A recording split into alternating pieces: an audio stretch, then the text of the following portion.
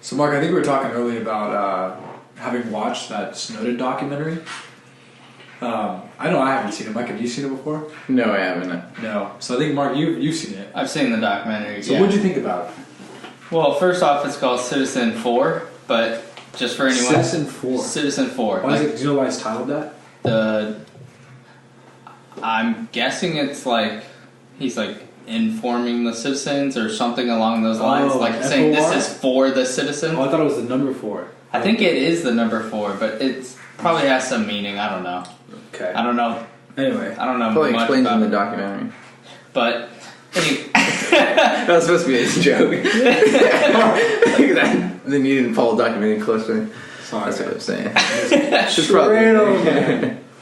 Anyway. But anyway, it's a pretty good documentary if you're into like that whole scandal and that whole conspiracy, because there's like definitely people taking both sides of the fence, where like people think he's a terrorist, a treason person that like should be prosecuted, or some people regard him as like a hero, like a Robin Hood, A whistleblower. Yeah.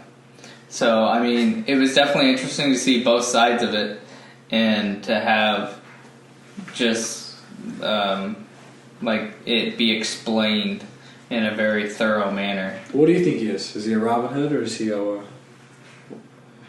traitor? Well, before we get into that... Should we actually talk a little more to figure out? Yeah. Yeah. I don't know, I think actually... Should you explain it a little bit for anyone? Let's state our opinions and then Okay. describe it No, and see just- if we would change them. Just summarize it, like what did he do and why was it significant? Just go with that for now. So he like took documents from the NSA because he believed that they were violating like privacy rights and other things of citizens, like monitoring their citizens, like using everything to monitor citizens type thing, like an Eagle Eye. If you've ever seen the movie Eagle Eye, it's kind of like that concept where they're always listening in, like they can easily tap into your phone, your laptop, anything, like have the mics, have the video and everything. And so he basically like downloaded and took with him like thousands and thousands of documents from the NSA and fled the country, and then like released these documents showing what the government was doing to their people, like doing to the U.S. citizens without telling them.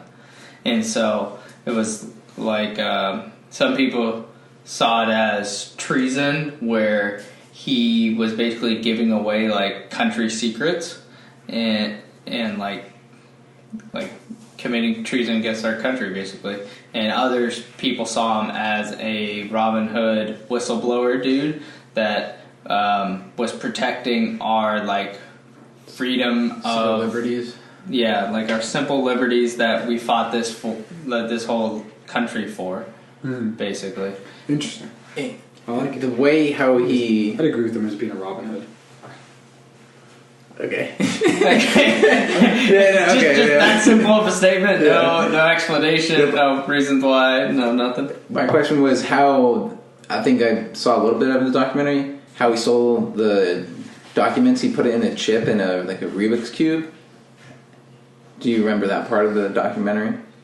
They didn't go into like specifics of how they stole it in the documentary. Oh, okay.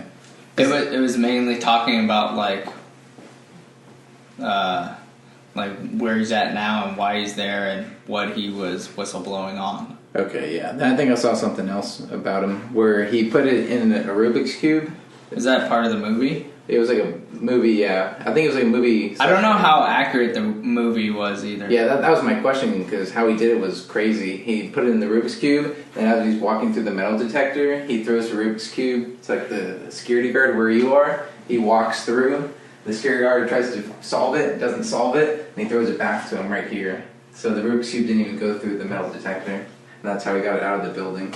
So it seemed like it was a regular thing, like it did it all the time with the security guard. Yeah, it's a casual thing, and like that's how he got it out. But that could just be like a dramatization of it. Probably is, but it's very, very cool. It's a cool thing that they put that in that video. Yeah. How he creatively done it.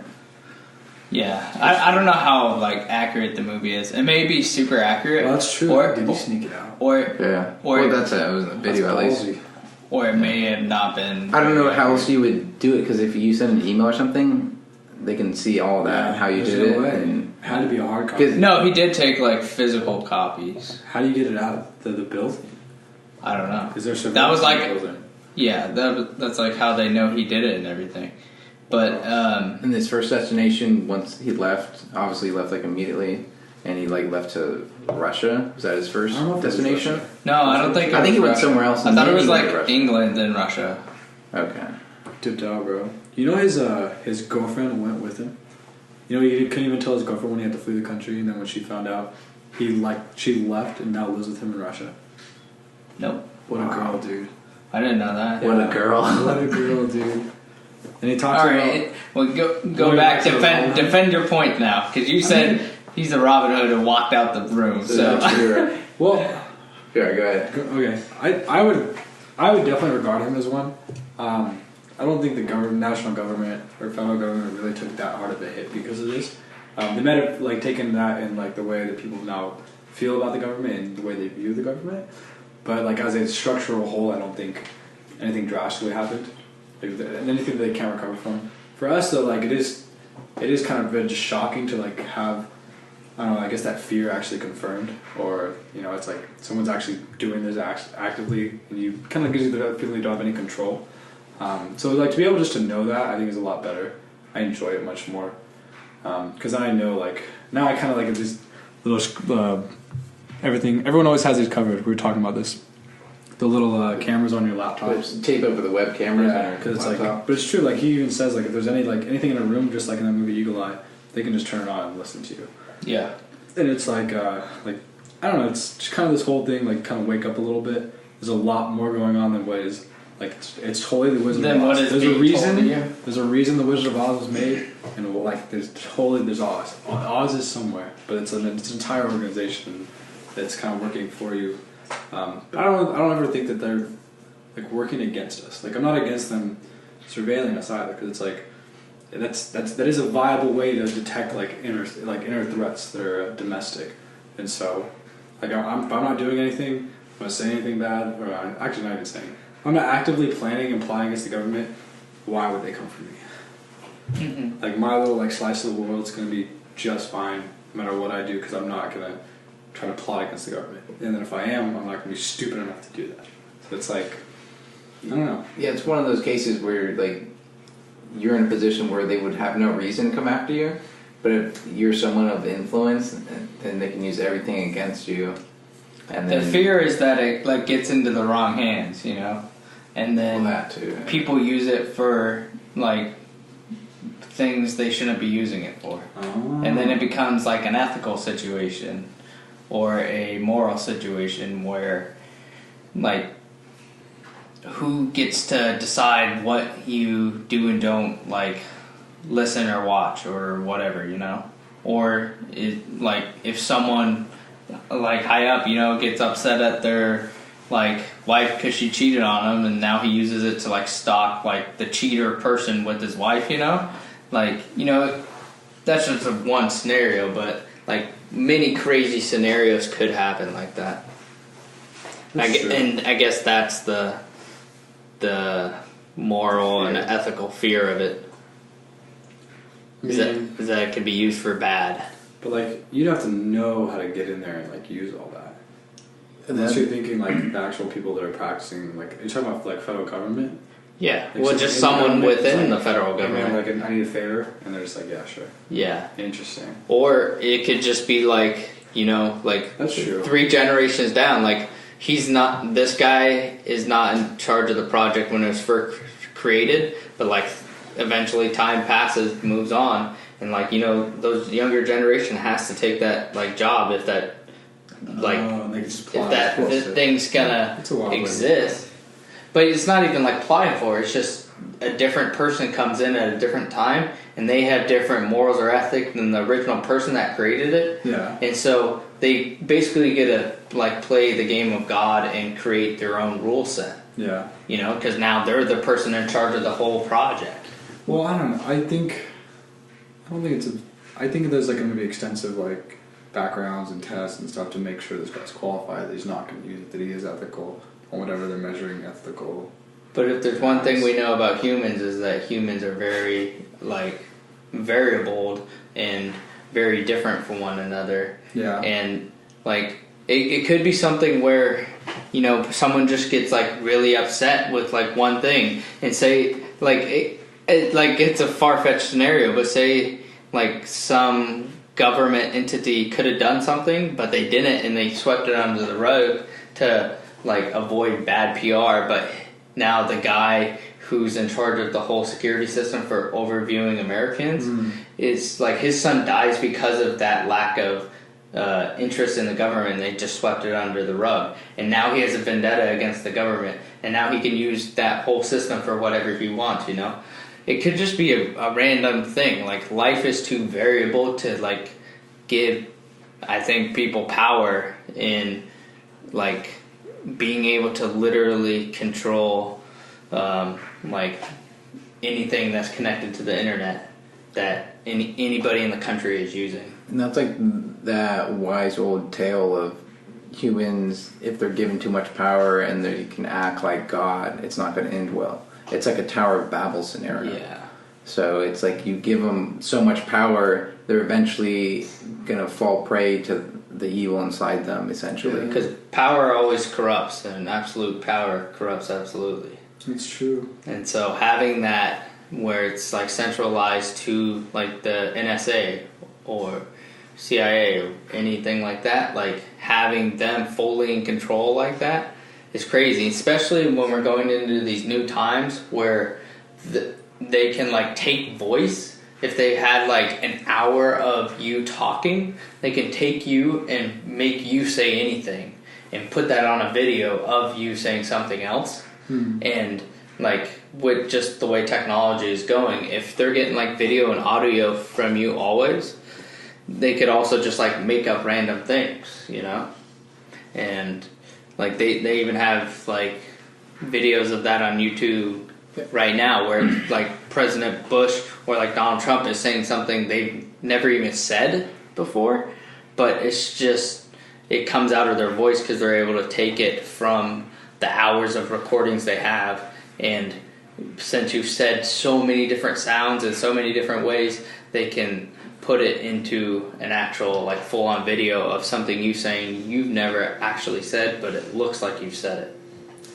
And yeah, so you can manipulate someone to say whatever you want. People's thoughts, like ideas, knowledge. You can manipulate all these things in the media, in the masses. And so that's basically what Snowden is fighting for, and why he released all these things, is because he could see those like pitfalls that could occur, and like it kind of comes down to like the very simplest principle that we have on our like Bill of Rights, like the freedom of speech, and that's kind of what it comes down to. So do you think he's a Robin Hood then? Personally, I do. Yeah. Okay, Mike, what do you think? Robin Hood? Traitor. I think it goes both ways. Okay, traitor to... I think to only look at it from one side would be a mistake. Granted, but this is a binary. Pick a side. If you're the judge... I don't identify as binary. I can identify as whatever I want. I'm just kidding. So you're the judge. He comes back to the United States, and you have to make the ruling on whether he's Good scenario. a person of treason and gets sentenced to life in prison, or he is a patriot that like saved the country.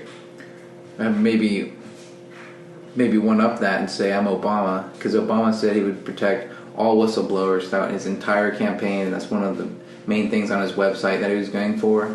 And when Edward Snowden broke, he didn't protect them at all or anything, and so he just got rid of that whole whistleblower like platform he was really harping on. And so when he was running for it, yeah. So and that's why a lot of people were upset with Obama, because like he said, like, I'm the change, and these are the things that need to change around here. But when something actually happened, Obama basically did what every other president did. Do you think it's because he understood why? I think once you get in that position, the whole world looks totally different from you when you're running for that position, and there's strings attached that you weren't able to see before. Yeah. And so now he's beholden to the whole entire FBI and NSA and all those interests of national interests. If you don't work with them, they would have a tough time with you, man. I don't think I would ever work for the FBI. Why do you say that? Did you guys ever work?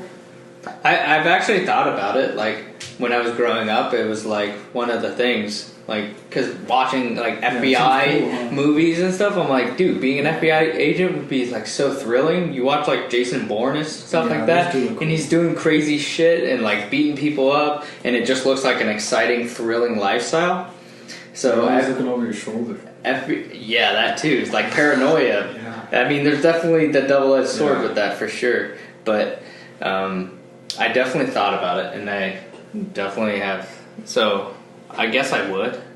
Have you heard of Michael Morrell? No, who's this? He's the ex-deputy director, and he has his own The guy who podcast. just got fired? No, he left a while ago, but he's a super smart guy, knows a lot of things about international politics, was on Charlie Rose, has his own podcast now, and he was talking about his like experience and like what was it like, and he said like I love going in every day, I couldn't wait to go in, because there was such a huge calling for those guys, because everyone who's in the CIA, everyone is on the same mission and on the same wavelength, and the morality is pretty close, and like it's America first, and we have to protect our land, and like you're going to work with the mission every day. And he said that's like the best feeling you can ever have. Like no job will ever compare to that, Wow. because it's so exciting.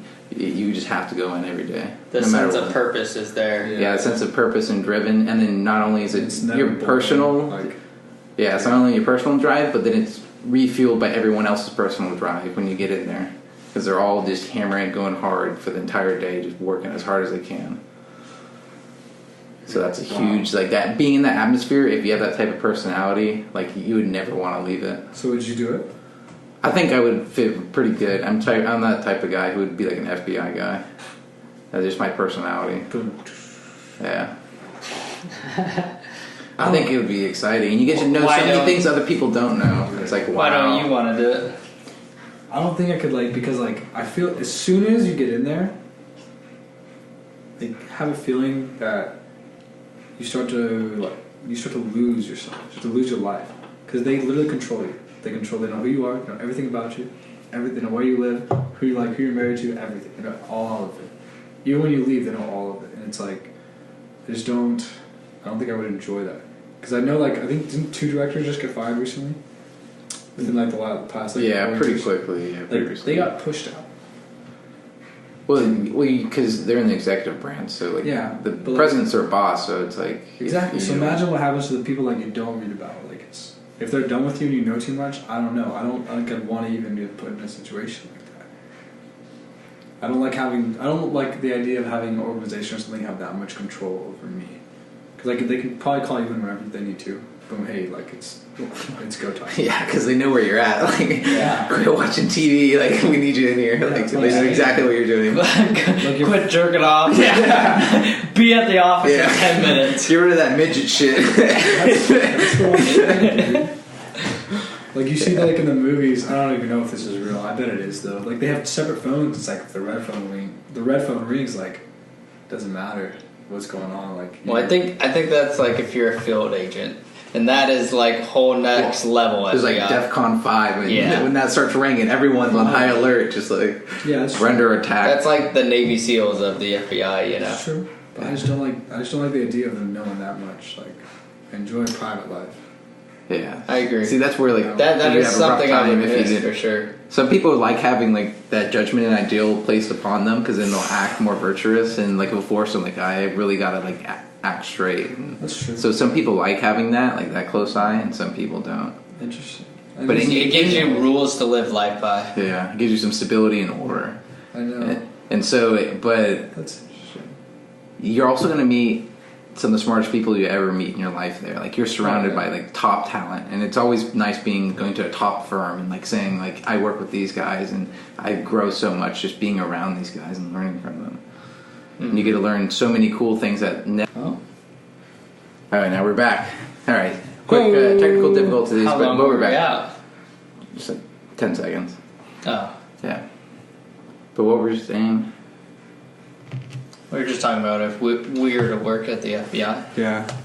Oh yeah. I don't know. We can jump on something else though. The one thing I don't like is I think Well, you said you wanted to talk about Snowden. So what else? We're talking about Snowden. I just wanted to open up. I think one of the reasons the Snowden situation came to light was that the FBI, CIA, and NSA weren't doing what they were naturally supposed to be doing, because they're naturally supposed to be keeping an eye on each other and not be buddy with each other and report on each other and like have lawsuits against each other, because that keeps them honest. And if you don't have your executive branch doing that, then they're all going to like coincide and work together. So you want a little like distrust there, and you want them to keep them on their heels and like have checks and balance basically. And so I think they're doing a poor job of that, and so that's why Snowden had to like go out and do this. Like the CIA should have caught the NSA doing all this stuff, and they should have told them to knock it off. Wow. That's Yeah, that's why you don't want them to get But like, along. how do you call them out when you need their help on like certain things? You know. When there's under a threat and it's Like, your there's a- national, yeah, it's unanimous. it's the highest good, and like that's why people will band together under threat. And that's why if you actually have a group of people and you have a threat somewhere around, that bond between them is going to be so tight. Yeah. Like afterwards, that's one of the quickest way to like bond people. That's why like in the Marines and Navy SEALs, they always do all this shit. Because it brings out your true character. I feel like. Yeah, and you get to know what someone's truly like in like a moment of crisis, Yeah. which is really nice to know. Can I count on this guy or can I not? Yeah. Jeez. And so that's what Michael Morrell was talking about. He said like that's why they're not supposed to like each other. And so he's like, it's a good thing they don't like each other, and there's a rivalry between them. It's like that's exactly what we want. Where did you I was hear like, this that's from? brilliant, How's it? Wow. So it's set up like that. I never knew that. I never heard of it like and it that. makes sense. It does. It's just like. So that's why if you have good founding principles, then you can really like shoot off and Grow. excel exponentially. Wow, that's pretty wild. Yeah. Damn. So that leads into like why Snowden did this, sort of, or one aspects of it. So that's why that's the I background. didn't even know that or think about I that. didn't know that was a It's process. basically like the separation of powers. It's like the same principle, Yeah, basically. Checks and balances. Checks and It's great. balances. That is, I mean, that's just the Yeah. natural way. That's how it should be done. Because that's like how humans act, and that's Yeah. you need to use our human nature against human nature. And so that was the whole like Republican idea.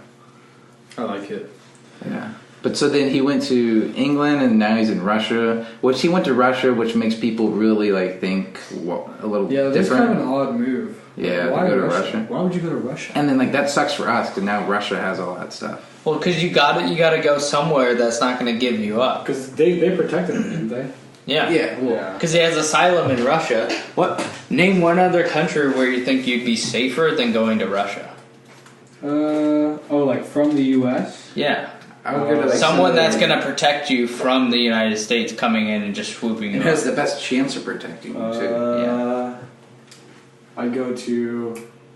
I'm blanking on it. Jerusalem, Israel. Israel? I'd go to Israel. Well, But we're allies. We're like buddy buddies now. with They would Israel. give up instantly. Yeah. He would have to go to an enemy country, and that's either China or Russia at this point. I would say much more likely with Russia, though. You're Yeah. safer. Because China would just be like, fuck it, I'll give you away for like a trade deal, you know? Yeah. You know? Like they get a really good like tariff or something out of it. They'll just sell them away. So it's worth the money.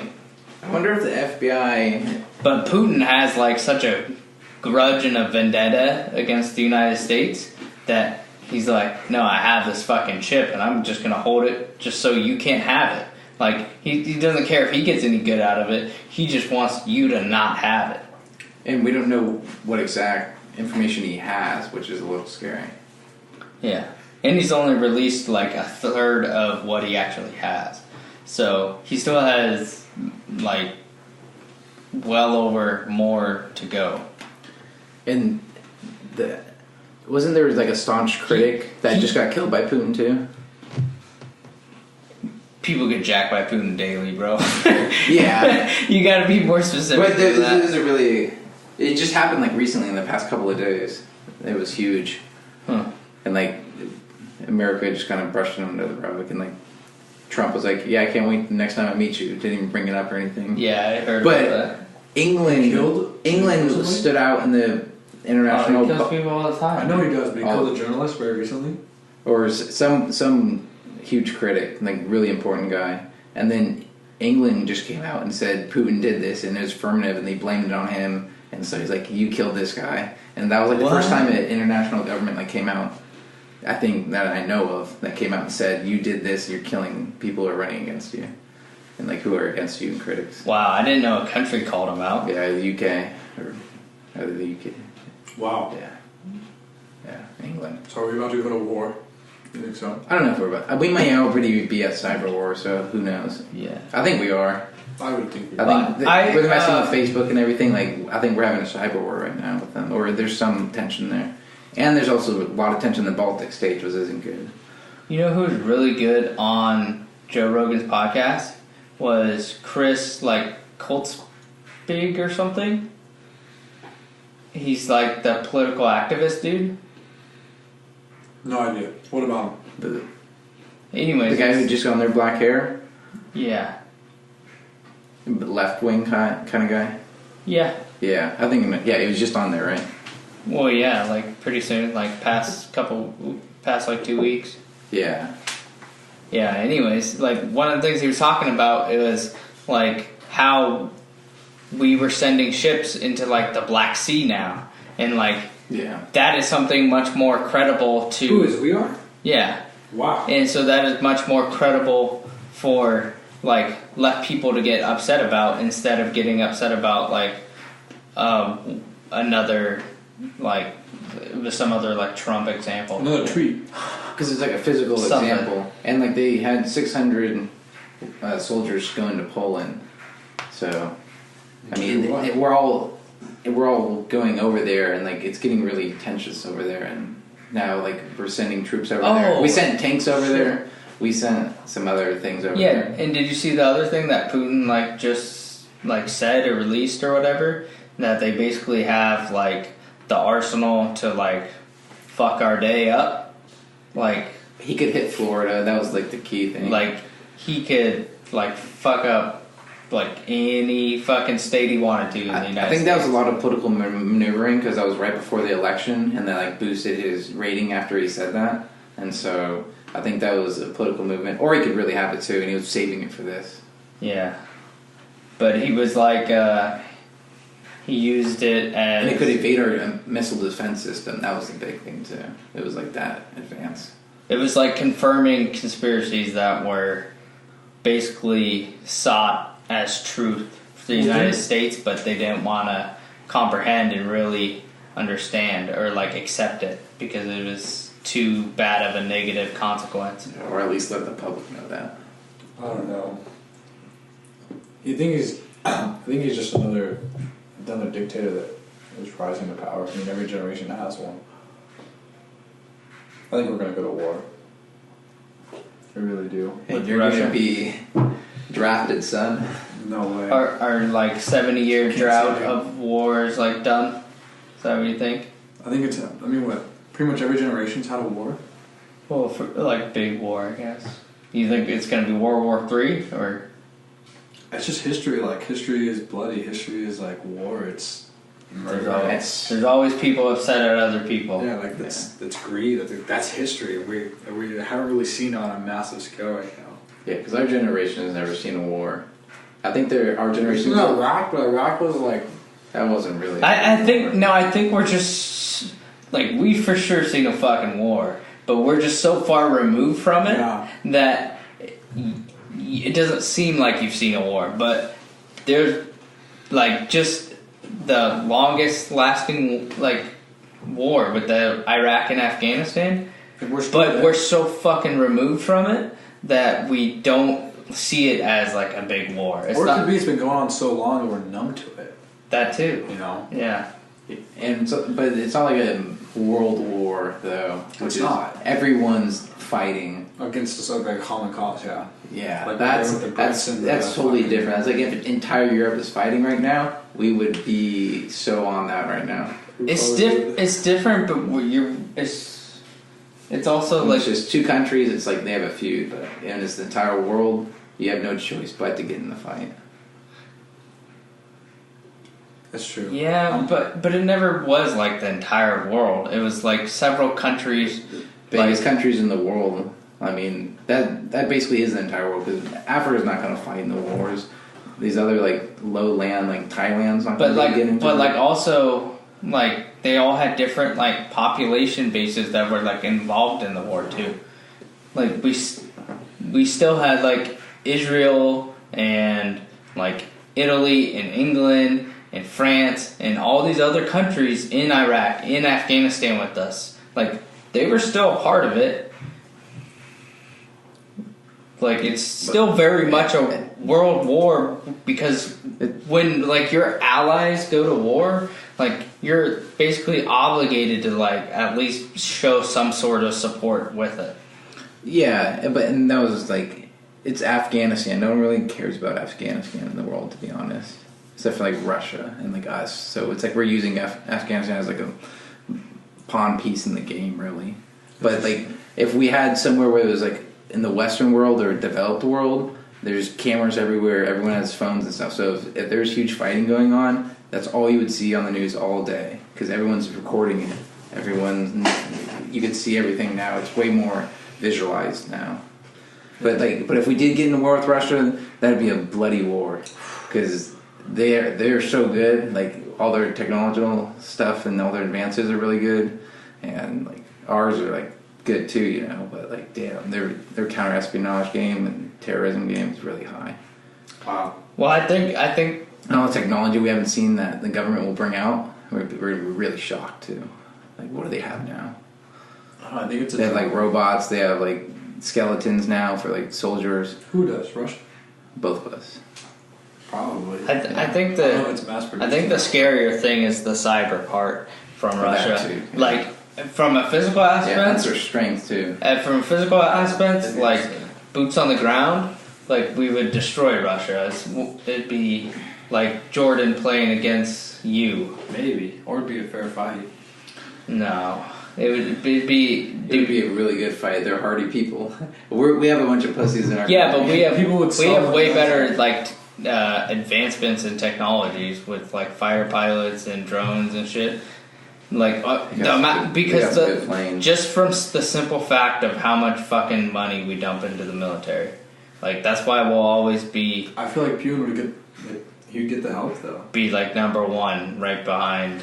People would get behind him because if you had China and Russia versus us, it's like it's everyone's chance to go against like the United States. Like people jump on that opportunity. That's an opportunity. Some countries would. Exactly, that's what I'm saying. He'd get the help.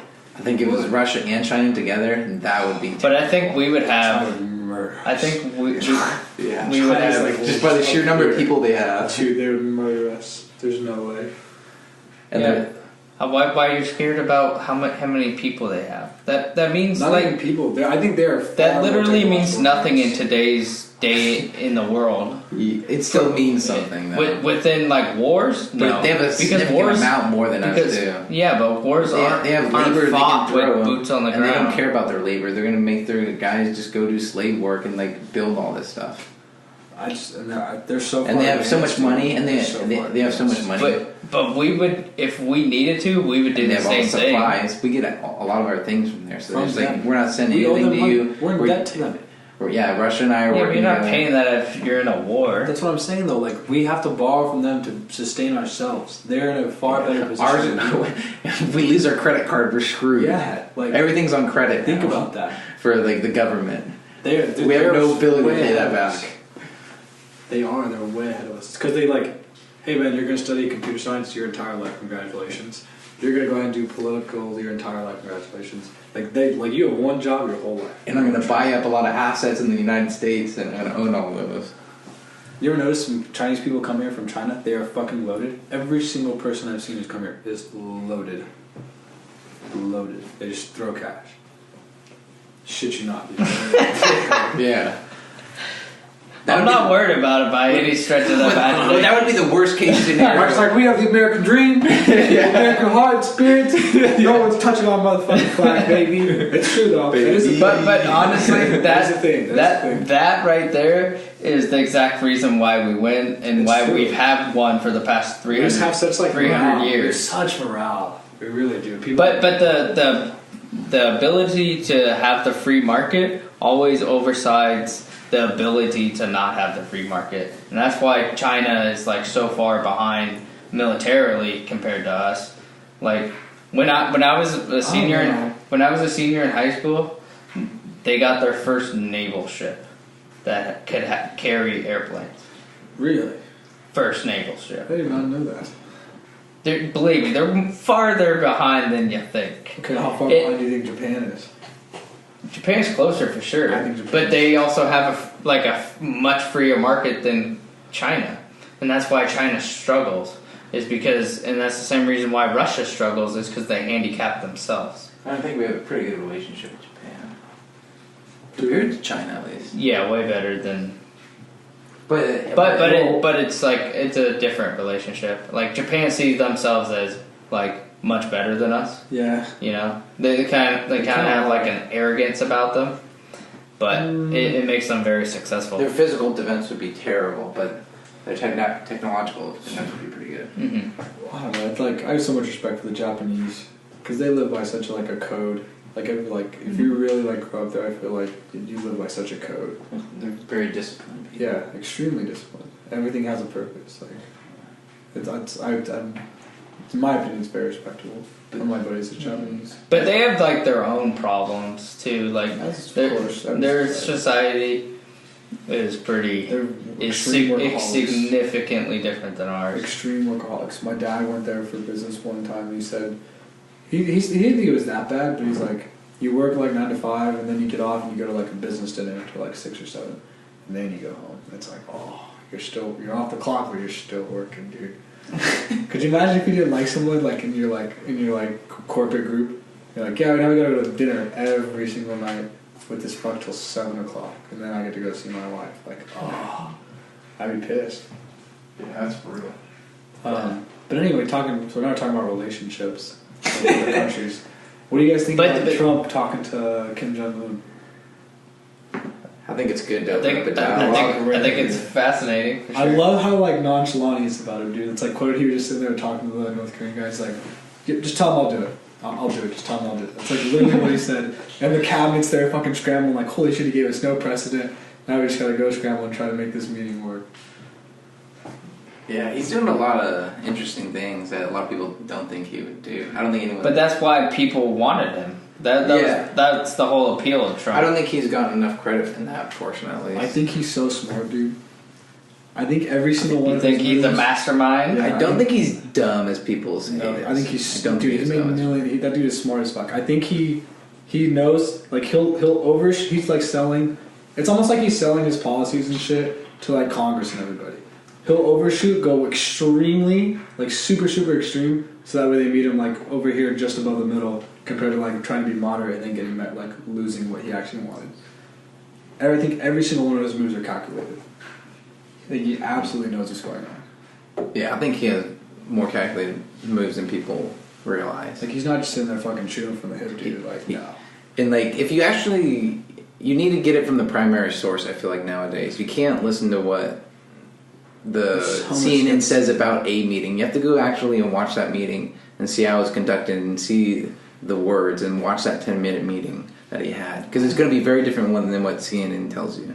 And like, I watched one of his meetings. Like, we had held it with Democrats and Republicans, and they were just trying to figure out, I think it was like immigration or something. Mm-hmm. And so it's like, well, yeah, we're going to do this, and if you have a problem with that, you know, go ahead and bring it up now and we can discuss it. And no one brought it up. He's like, all right, since I gave you a chance, no one really said anything, so we'll just move on from here. And so like, he'll give you an opportunity to say that. And then so if you say something after the meeting and say like, well, I didn't like his plan, he should have done this. Now Trump has it in his pocket where he's like, well, I asked everyone, if you have anything, say it now. And he didn't say it. So that's he actually has evidence of this? He covers his tracks in some ways. He manipulates people and what they can say in the future and what they can't. Because like, if someone goes back and says something bad about the meeting, which is kind of common if you have a bipartisan meeting, if you do that, then it's like, well, if you go look at the tape, you had the opportunity to do something and you never did. Wild.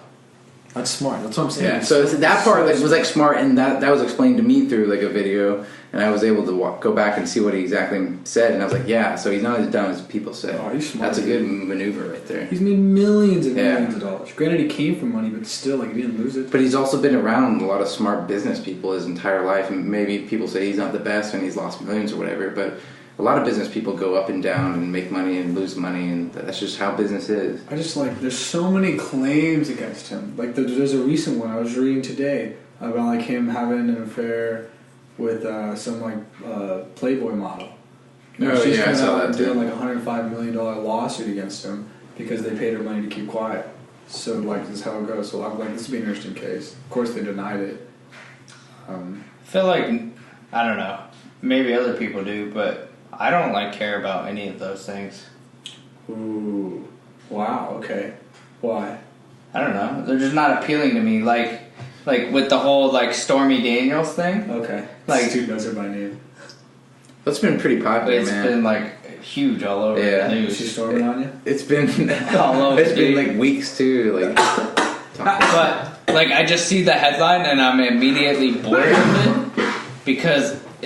On some level, I almost already assumed those things have happened, and you're not surprised by it. So, to me, I'm just really bored by those news pieces. Yeah, and they're constantly coming up. And one thing, because his personal life to me doesn't have anything to do with what's being done politically, and that's what's most important if you're going to be the president. So, if you want to bang hookers and do blow, but you can do some really great things for the country, fuck it. I don't care. I just want the best man for the job. I don't care if he's a little weird or has a sex fetish or whatever, because people are just always weird and you're going to find some dirt on everybody. Yeah, there's always going to be those faults and missteps that they've taken in their past. But my guess is that Donald Trump would have a more seedy past than a politician, because he's a businessman for the longest time, and he didn't have the political eye on him, so there's nothing keeping him from doing anything bad. And you're someone who has millions of dollars, and you're going to do some crazy stuff with that millions of dollars. That's why I'm bored and don't care about it. Yeah, and some of those business people are super rowdy, especially in New York City, man. They just blow money, and it's like Wolf of Wall Street kind of stuff there, So I feel like it'd be so much fun to have that capability to do that. Just roll wherever you want, do whatever you need to. Have that much money and that much freedom. Yeah. I don't know. I think having a lot of money is a lot of freedom. You do have a lot of freedom. You have more options, I feel like. Options? Opportunities and options. Yeah, that's actually a better way to put it. Because the money will open the doors. Now I can go fly to Vegas for a weekend and not worry about how much money I spend there. Yeah. But if you're in college, I spent 4 years working up for this one vacation once I graduate. Yeah, that's all you get. But you can go do that every weekend if you're rich enough. Isn't that sad? Why is it sad? I think it's a beautiful thing, because if you can get to that stage, then awesome, that's great.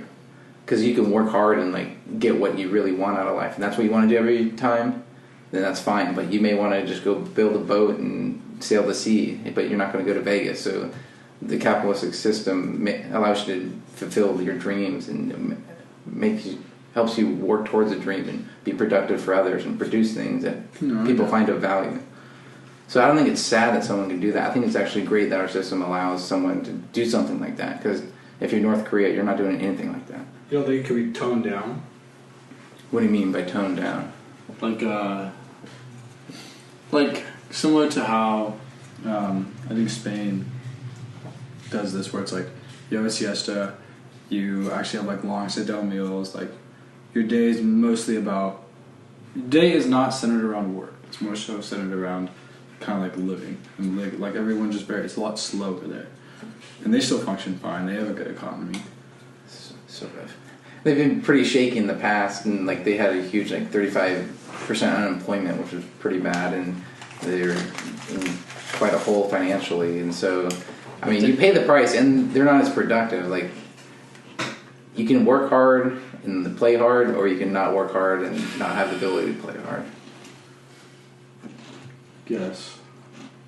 But it also brings me to, I guess something else I was thinking about Go ahead if you had something on this topic. And you would also want those people who have a lot of money. Chances are they're doing something really great for the country or providing something of value that is of high value. So we want those Bill Gates and those Elon Musk to keep doing what they're doing, because like Bill Gates is trying to eradicate a couple different diseases, and he has Bill Gates Foundation, and Elon Musk is revolutionizing cars and stuff. So those people who have a lot of money, chances are they're doing something very interesting and cool with their money, and we want to give Elon Musk more money. What if he had like $3 billion instead of $1 billion? What could he do then? Because he's so much smarter than everyone else, and he's so skilled in other talents. He's so abnormally high in his IQ. Obviously, he's a genius. So like, it's better he has more money than someone who's just going to go spend it on like alcohol or something. Because he's going to produce something more. He may produce the next Microsoft Word, which will change everything and help us. Everyone enjoys Microsoft Word. And those now. things, in those instances, is what like makes America great. Yeah. And that's why I'm not worried about Russia or China. It's because like their whole system that they bring individuals up in is so different that they like lack the creativity. Yeah, so that's when people say like, oh, the 1% have a lot of money. Yeah, because they earned a lot and they create so much more things, like Facebook and stuff for us. They created so much more wealth for the country that they deserve it. They're generating wealth. They're creating new markets. They're doing all these fantastic things that other countries just don't have the ability to. And so that's why when like the 1% has a lot of money, that's what happens. But the 1% is constantly changing too. It's not like the same people in power in that 1%. You just have to keep innovating, keep making money. Otherwise, you're going to get surpassed, or you're going to lose all your money. So, or you lose Jeff Bezos, and we have Amazon, which is pretty sweet. So, it is kind of amazing. That is pretty sweet. You're right about that. Amazon has been one of the coolest things that come out in these like past 10 years or whatever. It always blows my mind how many people have a lot of money and how many people actually. I mean, it still is granted like there's a drastic difference, but I see people all the time like, shit, like you guys have a lot of money. A lot. It's pretty often. Yeah, because I wonder if it's this area though. Did you know 64 or 67% of Americans have Amazon Prime? Wow, makes sense. Over 50% of the country has Amazon Prime. That's pretty good. Did you get get 50% of the country to do anything collectively? Yeah, that is incredible. Yeah. Wow. You're winning. And that's why he's the richest man. You're winning. Yeah, hopefully he tackles that healthcare I problem. wanted to. That'd be sick. He'd turn him into a legend. Nobel Peace Prize, bro. Yeah. see, we I'd need vote for him. more smart people See, doing we stuff need like that. we need the Bezos of the world to Be sure make America great figure it because out. they're way smarter than we are. It's true. That's like why LA is just saying, "Oh, Elon, here, like build shit under our city, make it better." You know, like they're allowing them to do these crazy things. Oh, it's so ballsy though in LA with the earthquake and the fault line. Like, it's the only fear I have. Like, you're gonna start like, no matter you can't. Like, there's no way you can tell me that you're gonna dig a hole underground and it's not gonna affect a massive hole. Yeah, like it's not A gonna lot of make any machinery, effect. heavy It's machinery. gonna leave a footprint. Anything you do like that leaves a footprint.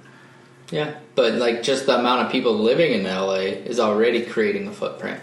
Dude, then come up with something else. You gotta. They have such a crazy problem. Only crazy solutions will work for them. Probably. Yeah. They're in that kind of situation. Build up. I don't know why he wants to go underground. That's what I don't get. I can't grasp it. I don't grasp it. Like I there's don't know. subways that are underground and stuff like Yeah, that. it's kind of like a subway system. Yeah. It's Yeah, like a in New modified York- subway system. In New York, like where they don't deal with that, they don't. Yeah, but think about like all the pollutions and stuff that happens because of a subway system. But now, okay, think about it if individual cars go under instead of like people going under. Nothing's wrong with the idea except for the location where they're first testing it out. Yeah, Like, I guess. I mean, the world's not perfect, but like Granted, think of a place that needs it more, right? Maybe New York? New York, and put that's it in it. New York. Put it in New York. I think Try there's it more out. you're going to get more value out of LA because all the rich people are just going to go buy that and like it doesn't. And But people already like use individual cars in LA. Like cars are used way less in I know. People New York. in LA don't want to use mass public transport, like But I think it's trains just- and stuff like I that. think it's just going to be a natural disaster. I think it just, there's, I don't know, Yeah, dude. it It could. doesn't make sense. It could go wrong, but Like everyone says, we're due for an earthquake like pretty fucking soon. There was a couple, wasn't like almost a year ago where like there was consecutive ones. Over but I'm sure he's thought about this to an he extent. has to have. Which is why like but, I don't understand. But we probably just don't know his thoughts, his ideas, what he's gonna do as a result of it. You know. I'm sure he's got a team of geologists. I'm sure I'm sure he's brought up the question Yeah. of earthquakes He has to before. I think that's probably brought up. But I want to see like a more extensive interview like asking about Yeah. that. So I don't think we should knock him so hard on this LA project before we learn more. True. Hey, so I read, Mike, I read that thing you sent me about Creative writing? creative writing and like the creative writing program and how instructors are just creating other instructors. We Yeah. talk about that pretty often actually in the English department. I figured you would, that's why I It's sent a very common topic because it's like, like we teach you guys and then you guys just turn around and teach other guys. It's almost like keeping like a lost art alive because there's nothing else to do but teach it. Like you don't. It's not very practical in today's society, in today's workforce, unless you're of the few like hallowed few artists that get published like that. But then it is true. Like I noticed that a lot when I started getting into like more creative writing courses. It's like there's artists and then there's artists, and there's literature and then there's literature inside the university. They're very different. They're Yeah. so different. Like the draft, like it's from an author who just like self-published or like just got picked up like randomly. Like 50 Shades of Grey, I had a professor that just railed that author all the time. It was like this is like he's gaudy, just horrible, it's awful. Everyone fucking loves it, but like to him and like the way it makes sense, like it's just like because I learned to hate it too. I was like, bro, like this is terrible writing. Like it changes It everything. puts you in like a structured mindset, I feel like. But you have to have all of those structure. similar But you have to have structure. words, and you have to write it in a similar way. It's not But- similar. But with like Twain and stuff, didn't have that problem. It's you have to have structure though. I watched a video very recently about. Well, yeah, it has to be somewhat structured, but you're not as creative within making a better or new structure. Well, that depends. No, I don't think so because you're taught to break sentences. At least I was. Like your job as a writer. What is do you to, mean? Like you break sentences. If a sentence is like shorter than 10 words or 10 words or less, it's a terrible sentence. If it's like 3 or 4 but intermixed between like 10 to 15 long sentences, like wow. There was some prose poem. There was almost 2 full pages and it was 1 sentence. All the grammar, everything. Like once you start to pay attention to grammar and how that makes like sense and how artists use that, it's amazing. It's just like a little toolbox. It's very, very, very interesting. But like breaking sentences, it's like your job is to create new language with language that has already been there, and make it sound different, make it feel different. That's the use. Like break the sentence, break it, let it fall apart, try to put it back together, and break it again. Keep breaking until you like get good at it and you learn. Then you understand your style. So, do you enjoy the university literature and writing then, more than the outside? I don't have anything to compare it to, unless you're talking about like an author writing, like Suzanne Collins writing The Hunger Games. You're talking about someone like that compared to someone rather than more coming out of an MFA program. with MFA or like a structured program, because you kind of get taught the same things like show, don't tell, stuff like that. But like Well, you have all to these show, like don't tell. You can't tell. it has like all these like verb like there's all these directives that like you must do this, and this constitutes a good writing then.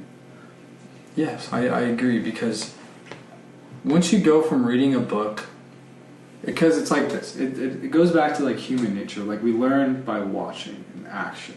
Someone can tell you how to do something, but like if you're like, just like as a child, when you're actively watching your parents operate, the way that they're living their life, how they like structure, you are taking all of that in 100%. And that's how you learn. You imitate, right? That's how we learn. And so in a novel, when you just have a writer who just jumps into a character's head or just tells, Michael picked his nose, Michael like had a drink of water, like you're just telling them what to do. Like there's no attachment. You don't gain any emotion from this.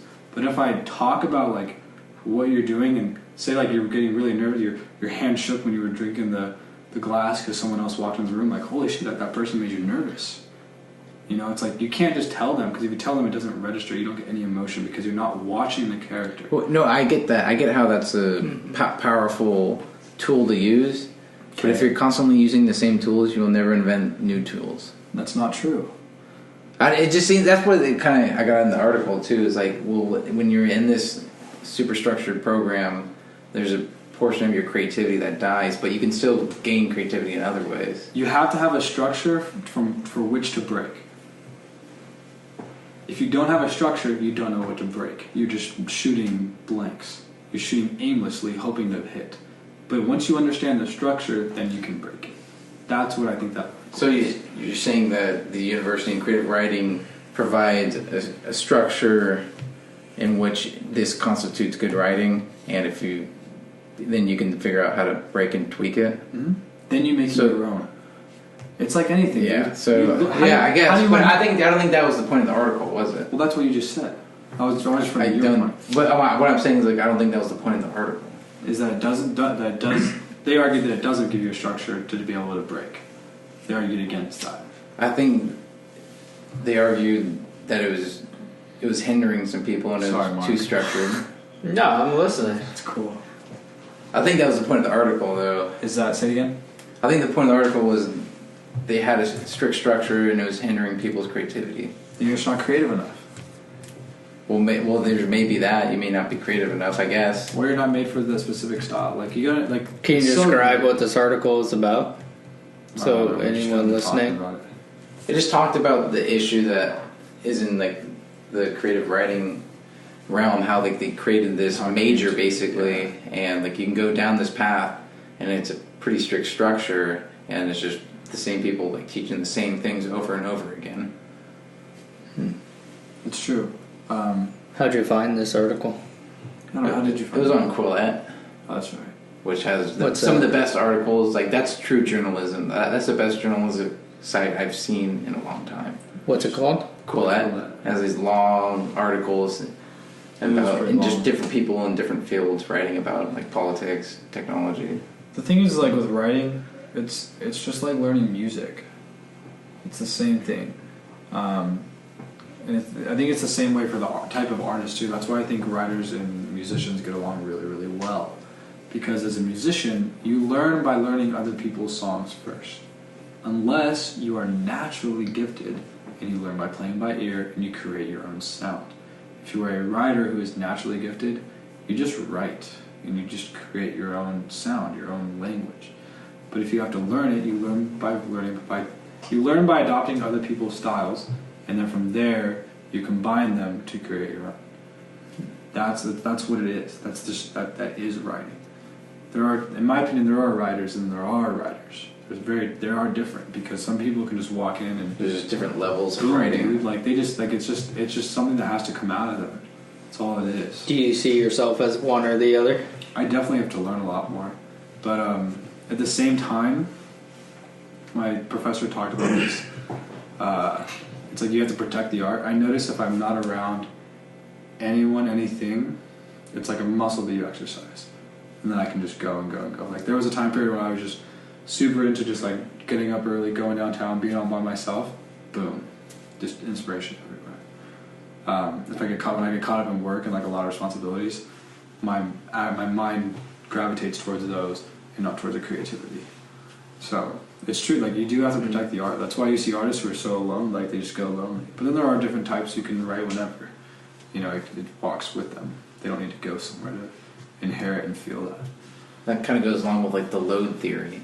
The load theory. The load theory is like a psychological theory where your attention has different loads. If you have a low load attention, then your creativity and your ability for distractions and thinking about outside things increases. Low load. Describe a low load. That's just like if you have no responsibility and your only job today is just go get an ice cream and walk in the park. Okay. Or if it's just like, I'm just going to scroll, or you just look through Instagram. That sounds like a good job to have. Yeah, so something like that. Or you're just flipping through a magazine. Your mind just doesn't have to be on the magazine. It's just wandering, thinking about everything else. But a high load is obviously like if you're coding and you need to get all this done, you're not thinking about other stuff. Yeah.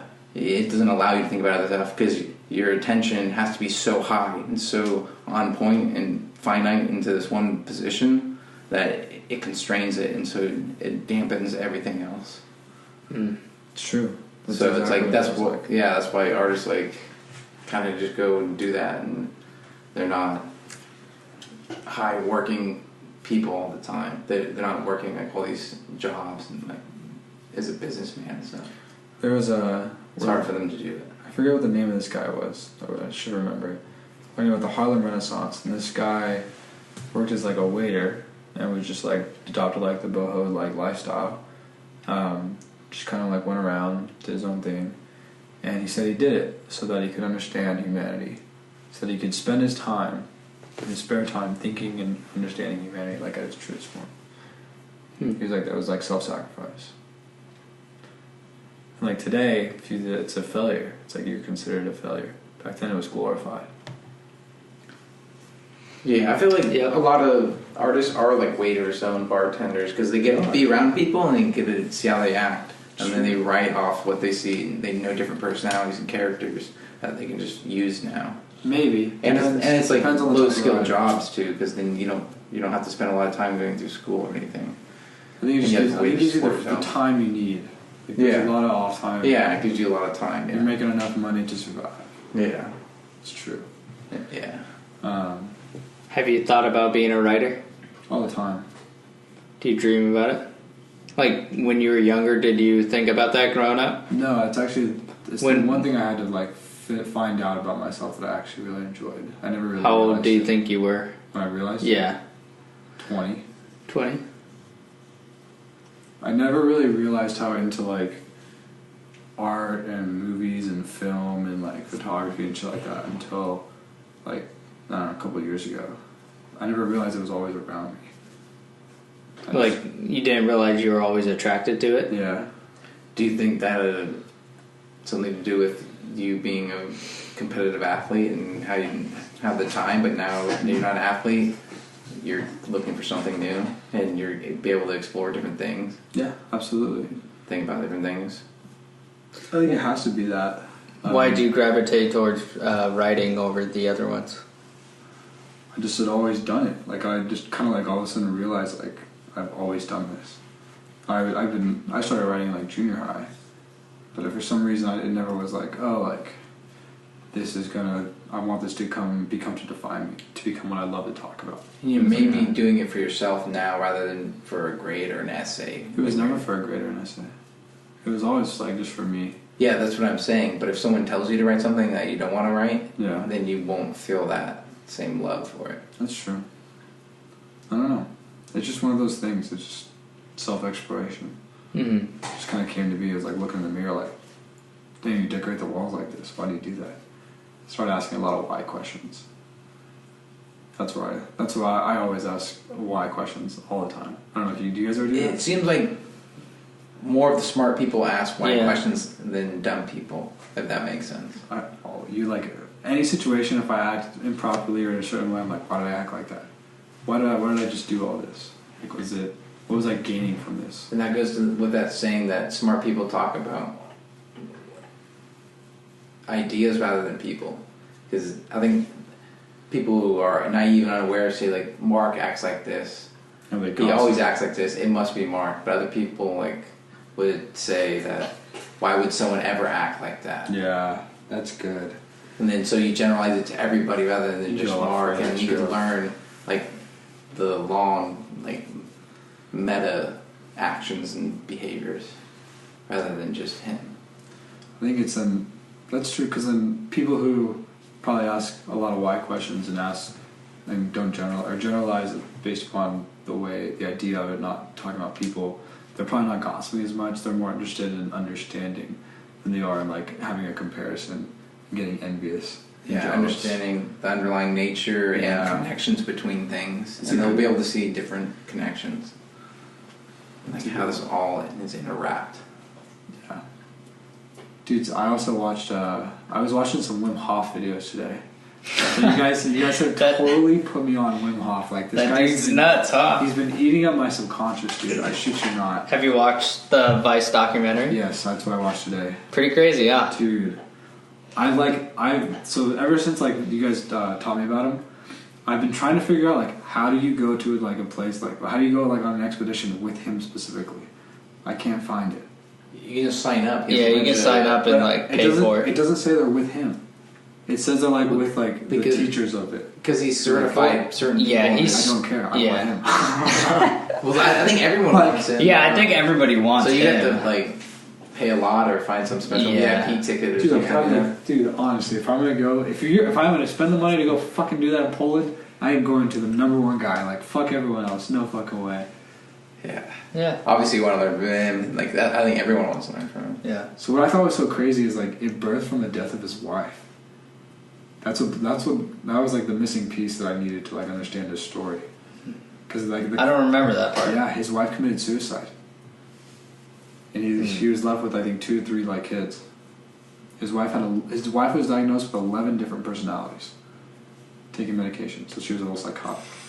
Yeah, A little. yeah, 11. Wow. I definitely don't remember that part of the story. yeah, dude. I just focused on all the science part. And what was the connection you made from that? The death. From that death, he started asking why.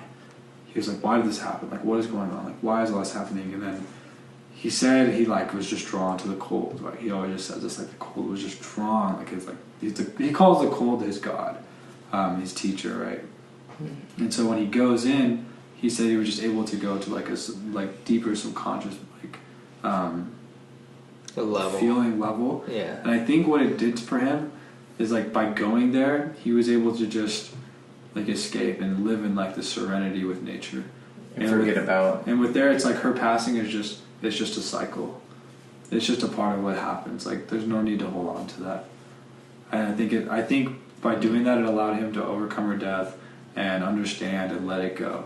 And so he always goes back to where it's like, this is just me letting go and becoming my truest nature, because everything else is just exists. It's just the way it is. Wow. That's what I think. And it's like the guy in the documentary was saying, like, as much as this actually like is scientifically proven and works, a lot of it has to do with him, because he's just so charismatic. Like the dude's like walking up to them, staying in his house, like tucking them into bed. Like Yeah. he's like I have to tuck you into bed. Like it just needs to happen tonight. Like I have to do it. I have to tuck you in. And he's tucking in like these 35-year-old people like into bed. So it's like he's wild, man. He's pretty insane. He's able to do. Have you tried doing any of the breathing techniques A yet? little bit. I can't quite get it on my own, to be honest. That's where I find like the whole story of Wim Hof really like come to fruition in your own brain, and be like, just kind of ask yourself the question, wow, there might actually be something to this. Oh, there is. It definitely gives it some credibility. He has Yeah. credibility. I mean, it's proven. It is proven. Yeah. For now, at least. And you can just watch the videos if you don't believe it. Like he actually goes and do it. And you can see him like standing. He goes to research laboratories He wants because it to be based in science. Yeah. He's like, if it's not based in science, then it's not real. And like, for some reason, maybe I just got lucky and it works for me. He stated that, you know. but when he's able to replicate it in his students, Yeah, it's just wild. and that like shows you like there's another level that we could like possibly operate at, but we're just not there yet. I can't figure out if it's a cult. I've like been debating with this in my mind.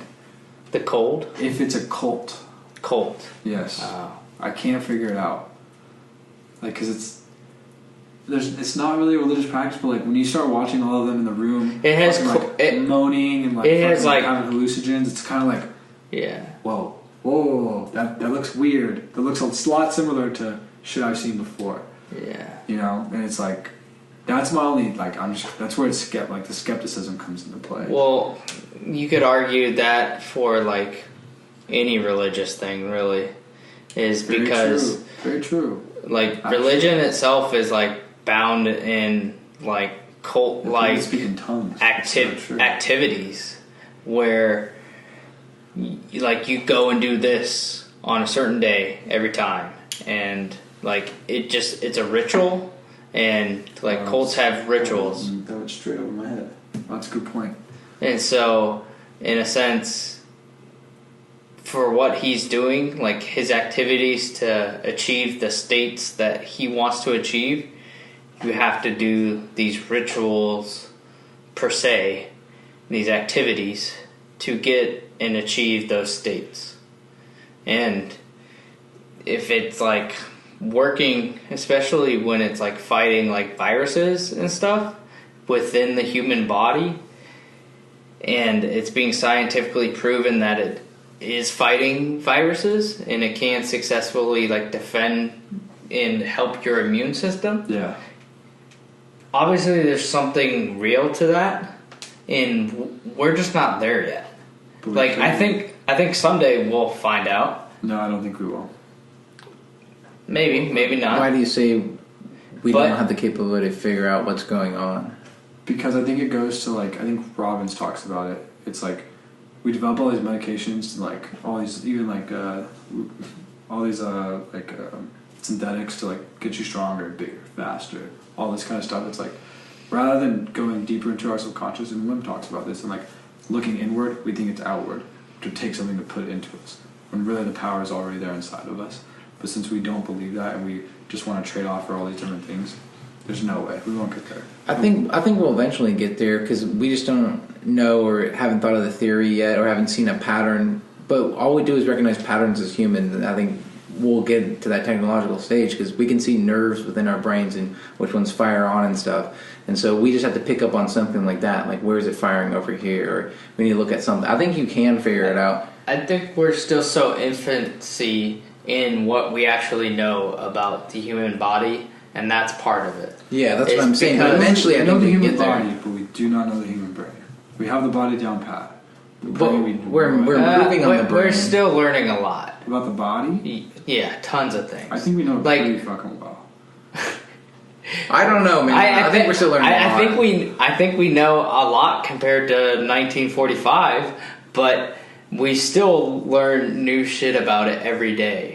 Yeah, your body's so complex. It's the gonna be body so hard. compared to the brain. I think we know the body. Well, I think we know the body a little more. Yeah. If I had to pick one, which one we knew more? Yeah, I would go body. Obviously. What are they learning? What are they learning that's different about your biceps, your triceps, your quadriceps, your calf? Like, what are they learning anything different about the muscles and the way they interact with the tendons and the bone? Like, no. Yeah, they might be. Yeah, you can just go deeper and deeper into it. Like 10, 15 years ago, we didn't even know that we had like certain enzymes in our stomach that like send signals to the brain, and so neuroscience. Part of it's neuroscience, but it's coming from your stomach, like your gut. They're just cutting the enzymes in your gut, yeah, and how it affects the rest of the body. And like That's true. Another one is. I take back what I said. No, that's all. That's like one example. I mean, I just want an example. On a chemical level, it makes sense. Yeah. On an anatomical, I don't know. But we're literally learning things like that like all the time. So we by no means have like the body down. Oh, I have something for us. So I went to the doctor the other day. Apparently, Harvard's doing a study on tobacco versus marijuana smoke. Same effect. They said on the toxicity to your lungs and like the level of harshness it is. It's the exact same. Dude. Yeah. They said it's the exact same. They said they're still studying. It's been about a 15-year study. They're still starting to see what the long-term effects are. It's going to take quite a while. But there's people that have smoked marijuana for like there's people who smoke cigarettes their whole life. My grandmother smoked cigarettes for like 60 years. She's fine. There are some people who smoke 80 years and pack a day. Just walked out fine. But no one has like ever died from that we know of. Do you tell your doctor you smoke weed? I don't know. But I haven't been to the doctors in years. Oh wow, you should go. I think there's a lot of debatable science about the marijuana though, because we don't know enough, and it's how you're measuring. What are your metrics that really change the study? Well, so one of my buddies, right before it became legal here in California, I think it was Jacob. He was saying I don't want it to be legal. I was like, why? Why do you say that? And it's so apparent. It's like because they're going to turn synthetic. Like, it's just, everyone's going to get a hold of it, and it's like, you're going to have no idea what you're buying. That's what happened with tobacco. Originally, it was just like, basic tobacco. You grew it, you cut it yourself, you chopped it, you rolled it. It was tobacco, and then it became all these chemicals and shit. I think people are arguing the opposite, though. I've heard. That it's cleaner. Well, no. Well, yeah. If you have it like legal, because then it's regulated. Yeah, but a lot of people were saying that we're having like. Do you know what spice is? No. Spice is like artificial marijuana, and it's like synthetic marijuana. It's like supposed to give you the same type of high, but like if you fuck it up, like it can be like deadly. And so there's already synthetic versions of marijuana, and people sometimes will like splice that in with real marijuana, and people have died from spice because they thought they were getting marijuana. And so that's one of the biggest arguments for legalization, is to prevent that from happening. Wow. Because then you get credible, like companies, credible organizations that are creating these things versus like an anonymous grower that you've never met and that you're just hoping a drug dealer is using a reputable grower, you know? And you have to think about how big the market is. Like in California, it's so big that you're going to have so many options and opportunities. And so it's going to be like you're going to have your Bud Lights, but then you're also going to have your craft beers, and you're going to have like these new different types of like marijuana plants and stuff like that. So you're going to have like the standard, the original, here's the new stuff that just came out, and here's like the craft marijuana. Like you only get this in a certain part of the world and stuff like that. And if there's one thing we've proven, it's that like making things illegal and criminalizing things never works. The war on drugs was such a fail, and it's only made like our country worse. And so taking things off the black market has only ever been beneficial. And it seems... Well, you also have somebody who's accountable now, because now if they are selling spice or whatever, you got it from this dispensary, and you got it from this grower. Without that, you have no information, so the government has no information, and lawsuits and stuff like that become a lot harder. So you think they should legalize almost every drug? Is that like a... Well, that experiment's going on currently. In like Portugal, they decriminalized all drugs. In like Sweden and Norway, those countries have either legalized or decriminalized drugs completely, and it's been working out really well for them. They have less like drug users, especially with like the hardcore ones, with like heroin and cocaine and why like crazier ones like that. How? Well, what they do is they. This is blowing my mind. They literally have these places where you can go, and where you can do it and be like supervised. So you don't have people overdosing, and they give you like the doses that you pay for, and so that way you're getting like an actual amount that's not going to kill you. And so like some people actually like go to work and then go to these places and then go home, and they're like functioning people of society versus just the people that are bombing it out on the streets. And so it's actually... You're talking about heroin? Yeah, heroin, cocaine. Like they have these centers where these people go to and they do these things, and it's not illegal. And like in some countries it's illegal if you do it outside of those places. Some countries just decriminalize them together, so they're not legal, but you won't get in trouble for having it. And Portugal is one of those. But there's all different variations How's their economy? Like those two, you said Portugal and Netherlands? Norway's one of them. Sweden's another big one. How are those economies? They're doing better. And Portugal, because Portugal was just like the United States and had like huge jail problems. And then when they decriminalized drugs across the board, instead of opening up prisons, they actually ended up having to shut down 20 prisons, while we in California alone during that same span opened 30 prisons. Wow. And so it's helping their economy in a sense where instead of diverting money to prison systems, to these things, they're diverting that money that was going to those to like rehabilitation things or like education, and it's only been helping their society flourish. And so like taking things off the black market, you like take the cartels out of it, you take like that side of the money out of it, and you get to create that revenue and put it back into things. It's like the whole Colorado thing with marijuana, where they're putting a big portion of that into education and into like drug safety and all these other things. And so it's just, A, it's another revenue for the state, and B, it allows you to divert money that may have not gone to such great things like maintaining people in prisons, and instead going towards things like education and helping your youth grow up to be better, successful people than their previous generation was. And it's how they did it too, which was a unique aspect, because the government like knew they had this problem, but they didn't know what to do about it. So they had this committee with all the specialists, and they say, "Your committee, there's this problem we want you to solve. Figure out the best way to do it, and we'll do whatever you recommend." And that was the government's deal. And so they had to do whatever the committee recommended. And so like all the specialists came up with this idea.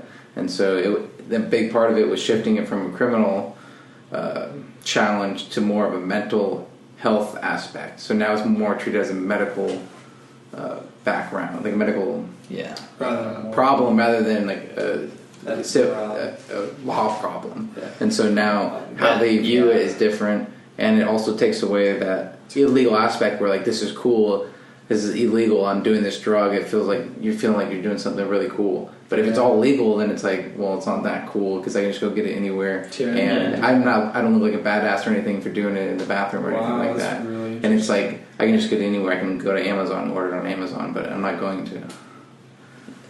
But that was I found the most interesting part of what Portugal did is the fact that they went to this council that they like brought together, like their smartest minds to say, we have this huge problem in our country, and we can't do it. And like the big stipulation was, we're gonna give you like the keys to solve it, and whatever you decide we will do, and regardless of what you come back, whatever you think is best for our country, we're gonna at least try it. And so that's what they did, and it's only been working out for them. Like they gave a bipartisan like council control over that part of their government for at least the time being, and say, like, we got to get this under control, and you're our smartest minds, please help us out and figure this out for us, and whatever you say, we will do. It's awesome. That's pretty reminds me of Apollo 13, 12, where they go up and they like, there's a scene where they have to make a jetpack out of like a coat, a shoe, or like, I don't know, funnel thing, and they do it. Mm-hmm. It's kind of like that. It's like, all right, fucking can't, like, we're not smart enough. That's a lot of like self-reflection to be able to say like, I can't do this. Yeah, knowing your limits is incredibly useful. Gary talks about that. But it's also like extremely smart, because so smart. You're saying you have a better skill set for this. Help us out. Help us out so we can all succeed together. It is. It's so smart. That's wild, dude. It's willing to get out of your own way. That's wild. Yeah. So that's why I think like marijuana and all the other ones should be legal, because it's been successful in many other countries. How much did it cost you to go skiing the other day? Like, are we talking like everything, like gas up there? Not gas, no. Like food, the actual like, art of skiing. Yeah, food too. Well, I pack my own lunch, so smart. And I have a season ticket or season pass, so nothing. Nothing? How much is the season pass? Cost me the gas to get up there. How much was the season pass? $350. $350 for the whole the whole the whole season? Unlimited. No blackout days, no nothing. Oh my gosh! It's the which mile? It's the student discount. Sierra. Is it good there? Is the snow good? Yeah. Yeah, it's pretty good. Nice. Yeah. Wow. I like Sierra a lot It's actually because pretty they cheap. have the best tree runs. Oh. So if you like going between trees and finding the powder, then Sierra is a wonderful place to go. I feel like you're a really good skier. I'm pretty good. I feel like you'd be pretty good. I feel like you just boom, boom, boom, boom, go straight down. Are you really good at moguls? I'm pretty good, yeah. Damn, I can't do moguls at all. The reason I'm Really? saying not very well. I don't like doing moguls. I like speed. I like speed too. I I like it all. I like like doing like all sorts of things. I like going between the trees. I like the I like the moguls. I like raw, like giant slalom type fast speed. I like park. Not very good at I park. kind of do it all. Can't do park. I'm not very good at it, but I like doing it. Yeah, that shit's fun. But I was just thinking, me and my dad were talking like how expensive hobbies have gotten. I can't think of a cheap hobby. That's why you have to get the pass if you're going to go skiing. Riding. Not you. Well, actually. Yeah, I think that's about as cheap as it gets. Yeah, you just need a pen and a paper, dude. But then you need. Well, that's true.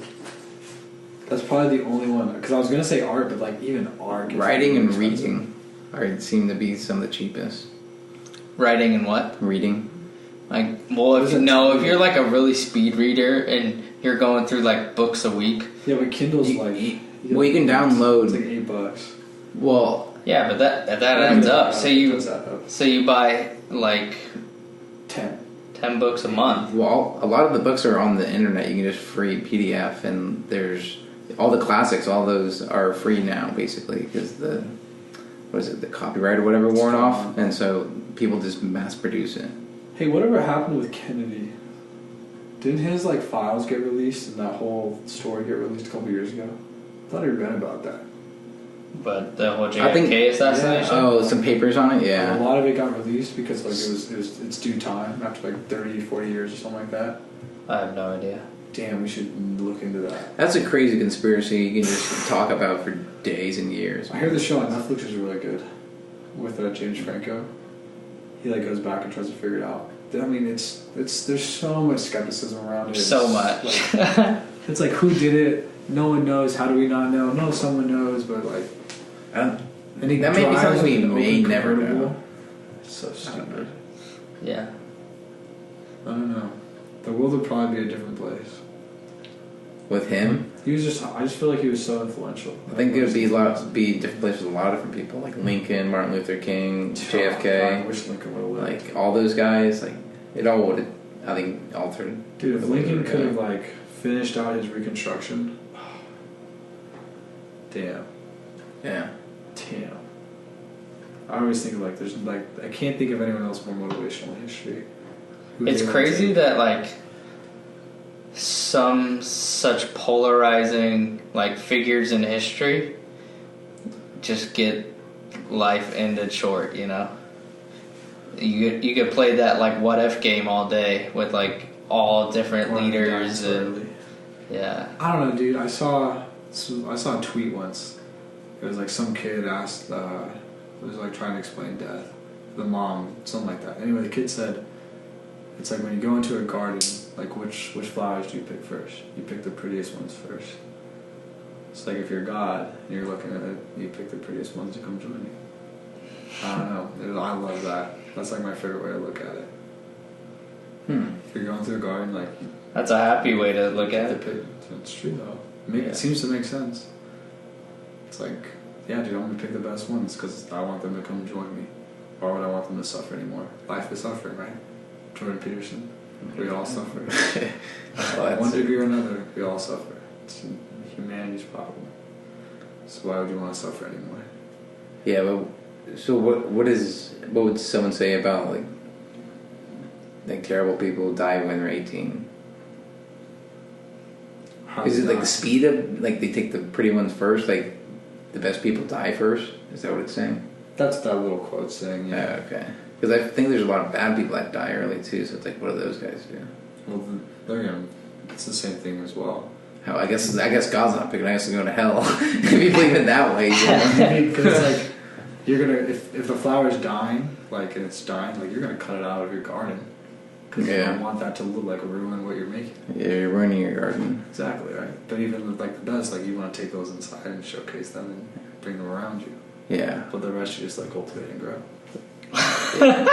Makes sense. It's actually It's a great analogy. It really works. It's a great That's why I analogy. like that quote because it works. It really works. It's kind of like how like heaven is on earth, but man does not see it. Mm-hmm. Because like you can create hell on earth. So if you can create hell on earth, like would it be possible to create heaven on earth? And Why not? it's like I think you could. I think in your mind you could. It's all perception, right? Yeah. And perception is reality. So But yeah, well, I think that could be like like the point of life in some sense is to create heaven on earth. Yeah, I think you're right. I think there's this TED Talk I think we should watch before we all leave. On like it's the guy. The preface is your conscious mind hallucinates your reality. I keep seeing this pop up on like my YouTube. I'm like I need to watch that. See what happens. But yeah, all right, you guys want to wrap it up? it's about time. All right, well that's number 11. That was a good 11. open forum. We out. Okay. Latest.